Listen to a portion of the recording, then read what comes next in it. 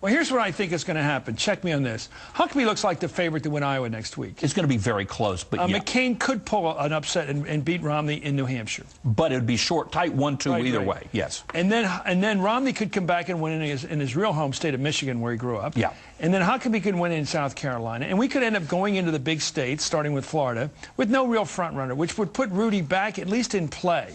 Is that the way you see it? Yes. In other words, a four-way race coming out of Florida, probably. And that's exactly what Rudy needs. And you've been pushing Rudy for a year. I've been saying that he keeps... Yeah. I looked at the poll in USA Today, the polling, and I push him because he carries the big states. He's still living in Pennsylvania, New Jersey, New York, Florida, California, all the mega states. Rudy, despite everything about him and Bernie Carrick and the paying for the trips, the security out in Long Island, all that in the wash, he's still leading in those polls.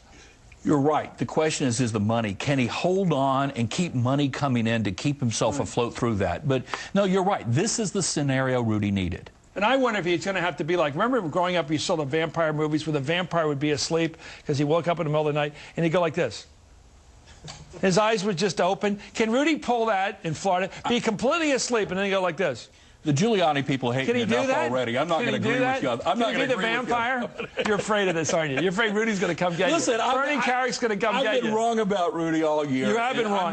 You have been wrong. And I will say that you have been wrong. What did you say? You'd win the Tour de France if he won the nomination? Yeah, no. Everybody else would be disqualified on steroids. Are you ready? Are you ready? Let's talk about a guy.